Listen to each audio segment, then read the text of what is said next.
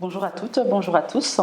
Dans le cadre de notre action des sensibilisations et des mobilisations contre les violences faites aux femmes, nous allons recevoir aujourd'hui M. Maxime Renaud de l'ASBL Praxis. Bonjour. Bonjour à vous. Enchanté.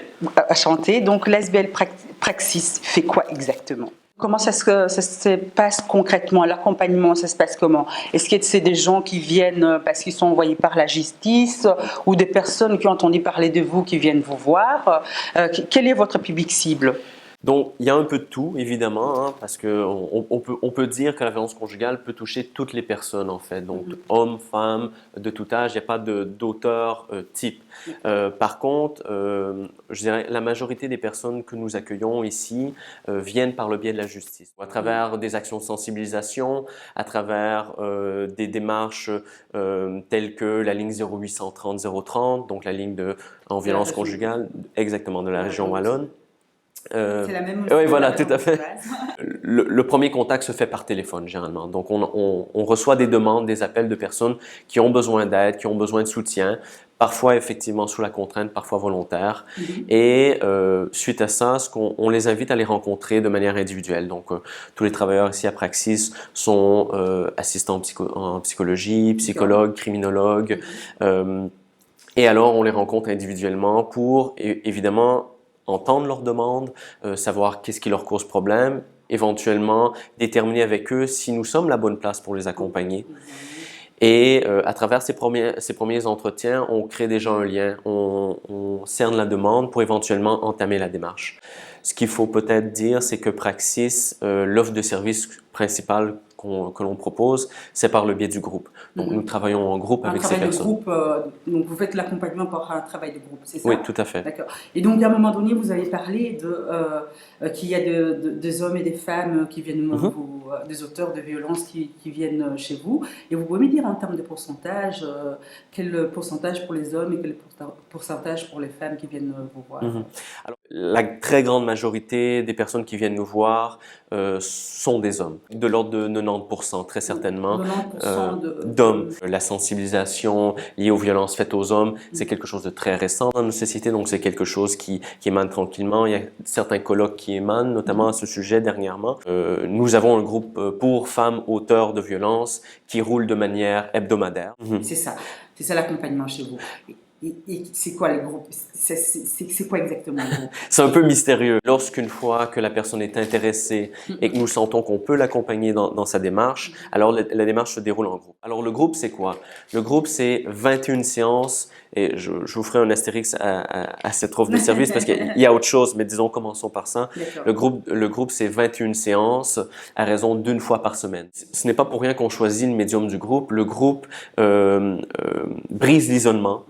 Le groupe permet aux personnes de se rendre compte qu'ils ne sont pas seuls à vivre cette situation. Et qu'ils sont aussi accompagnés, qu'ils sont aussi écoutés, je pense. Tout à fait. Et qu'il y a des professionnels qui peuvent les accompagner sans les juger. Le danger ou le risque, c'est que lorsque la crise se résorbe, la motivation baisse et qu'on se dise, ben voilà, les problèmes sont réglés, ou alors je me suis séparé de ma compagne ou de mon compagnon, et alors il y a plus lieu de faire cette démarche. Et alors ce qu'on répète régulièrement en groupe, c'est-à-dire que ce qui est important, c'est que vous travaillez sur vous-même, peu importe la compagne ou le compagnon avec lequel vous...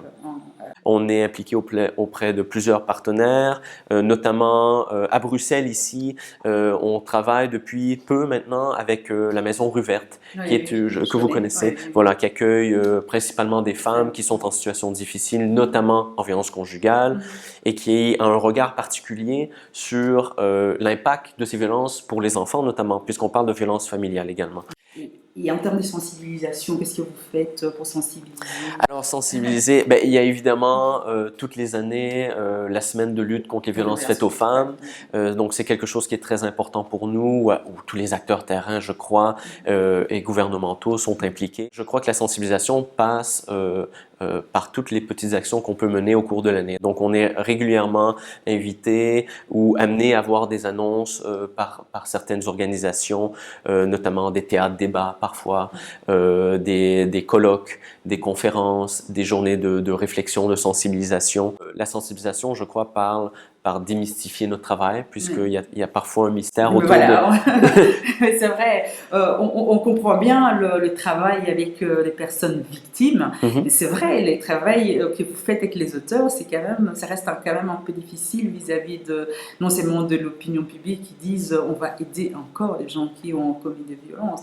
Donc c'est vrai, comprendre ce que vous faites, ça permet aussi de dire, mais oui, ça fait partie de la lutte contre la violence. Alors, comment ça se déroule? Si on peut un peu démystifier, l'aide passe avant tout par le travail de responsabilisation. Se responsabiliser en violence conjugale et familiale, ça veut dire travailler sur ses comportements, démystifier certaines croyances, certaines valeurs qu'on peut avoir sur la famille, sur les relations de couple, sur ce que c'est vivre dans l'intimité.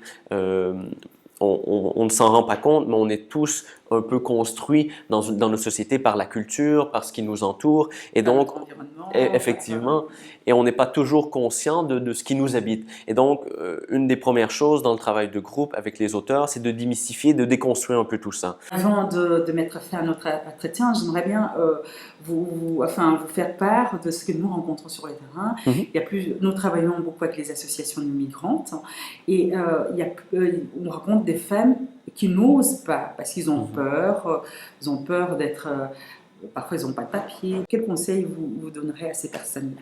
En violence conjugale, la chose la plus importante, c'est la sécurité et le développement de toutes les personnes impliquées. Donc, si on parle d'une cellule familiale, c'est les enfants, c'est la compagne, c'est le compagnon. Donc, pour ces femmes qui sont sans papier et qui ont peur, l'important, c'est probablement avant tout de se mettre en sécurité, d'appeler des refuges pour femmes, d'appeler la ligne 0830 030, d'avoir des conseils. Et ces ressources-là sont disponibles pour toutes les femmes qui habitent actuellement en Belgique. Et donc, ce sont des ressources qui existent, qui ne sont pas dans le jugement, qui ne sont pas dans l'optique de dénoncer si elles sont sans papier, mais qui sont vraiment là pour les protéger. Et alors, dans un deuxième temps, évidemment, on invite ces personnes à éventuellement, si elles restent avec leur compagnon qui est violent, à donner le numéro de Praxis. Si vous êtes victime de violences conjugales ou si vous connaissez quelqu'un qui est l'auteur de ces violences, n'hésitez pas, il y a plusieurs dispositifs, plusieurs associations qui peuvent vous aider, vous accompagner.